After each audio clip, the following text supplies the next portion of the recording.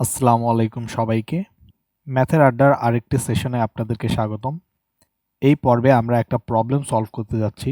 প্রবলেমটা হচ্ছে, একটি বই যখন 250 টাকায় বিক্রি করা হয় তখন 25% লাভ হয়। তাহলে ওই বইয়ের ক্রয় মূল্য কত? গতানুগতিক যে নিয়মটা আছে আমরা সেই নিয়মের বাইরে গিয়ে আসলে এই ম্যাথের কনসেপ্টটা বোঝার চেষ্টা করব। এই চ্যানেলটা খোলার আমার মেন উদ্দেশ্য হচ্ছে যে গতানুগতিক যে নিয়মে আমরা ম্যাথ প্রবলেমগুলো সলভ করি সেভাবে না করে ম্যাথের যে কোনো প্রবলেমকে খুব সুন্দরভাবে কিভাবে সহজে বোঝা যায়। তো চলুন শুরু করা যাক। তাহলে এখানে দেয়া আছে যে বইয়ের বিক্রয় মূল্য হচ্ছে 250 টাকা। তাহলে আমরা বলতে পারি সেলিং প্রাইস অথবা এসপি হচ্ছে 250 টাকা।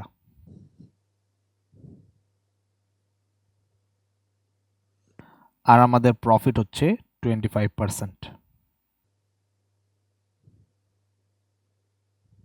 আগে আমরা 25%-এর মানেটা আগে একটু বোঝার চেষ্টা করি। 25% মানে হচ্ছে, যদি আমি সহজ বাংলায় বলতে চাই, তাহলে 100-তে 25 অথবা 25% হচ্ছে 1000-এ 250। কিন্তু আলোচনার সুবিধার্থে 100-তে 25 এটা ধরে নেয়াই সুবিধাজনক। তাহলে বলা হচ্ছে 25% আমার লাভ হচ্ছে। তাহলে বলা হচ্ছে 25% আমার প্রফিট। একটা ব্যবসায়ী তখনই লাভ করে যখন সে যে টাকায় কোনো কিছু কিনেছে তার থেকে বেশি দামে সেই জিনিসটা বিক্রি করে। তাহলে 25% প্রফিট হচ্ছে সে যে টাকায় কিনেছে সেই টাকার উপরে সে 25% লাভ করলো। তো আমরা ধরে নিতে পারি তার কস্ট প্রাইস হচ্ছে 100। তো 100-এর 25% হচ্ছে 100 ইন্টু 25 ডিভাইডেড বাই 100। এই 100 কাটাকাটি চলে গেল, ইজ ইকুয়াল টু 25। তার মানে সে 100 টাকার উপরে লাভ করে 25 টাকা। তাহলে তার যদি লাভ 25 টাকা হয় তাহলে তার সেলিং প্রাইস হচ্ছে 125। তো আমি এখানে লিখি কস্ট প্রাইস হচ্ছে 100 এবং সেলিং প্রাইস হচ্ছে 125। কিন্তু প্রশ্নে আমার সেলিং প্রাইস দেয়া আছে 250।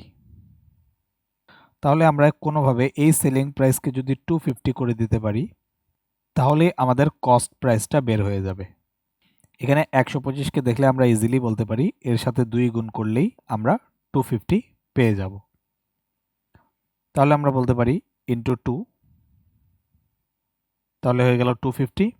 যেহেতু আমি এখানে 2 দ্বারা গুণ করেছি তাহলে আমাকে এখানেও 2 দ্বারা গুণ করতে হবে। তাহলে আমার কস্ট প্রাইস হচ্ছে 200। প্রবলেমটা কিন্তু এখানেই সলভড।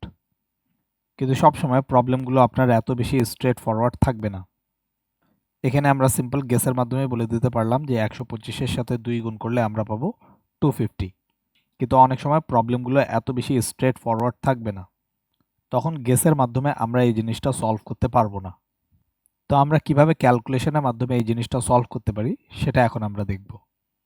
তাহলে আমরা এখানে বলতে পারি 125-এর সাথে যদি আমরা 2 গুণ করি তাহলে আমরা পেয়ে যাচ্ছি 250। এটাকে আরেকটু যদি আমরা সুন্দরভাবে লেখার চেষ্টা করি তাহলে আমরা লিখতে পারবো 2 is equal to 250 divided by 125। Simple গেসের মাধ্যমে আমরা বলে দিতে পারলাম এখানে 2 বসবে। কিন্তু যখন এই জিনিসটা সেরকম স্ট্রেট ফরওয়ার্ড হবে না তখন আমরা 2 এর জায়গায় যে কোনো কিছু একটা ধরে নিতে পারি। নাও লেটস সে 125 গুণন x ইজ ইকুয়াল টু 250। এখন এখান থেকে আমরা ইজিলি x এর মানটা বের করে ফেলতে পারি। 250 ডিভাইডেড বাই 150 কাটাকাটি করলে উপরে 2। তাহলে 125 এর সাথে যদি আমি 2 গুণ করে দেই তাহলে আমরা পেয়ে যাব আমাদের সেলিং প্রাইস। আর সিমিলারলি যেহেতু আমরা সেলিং প্রাইসের সাথে 2 গুণ করলাম সেহেতু কস্ট প্রাইসের সাথেও আমাদেরকে 2 গুণ করতে হবে এবং আমরা পেয়ে যাব আমাদের কস্ট প্রাইস অথবা ক্রয় মূল্য হচ্ছে 200। আশা করি আপনারা বুঝতে পেরেছেন। ধন্যবাদ।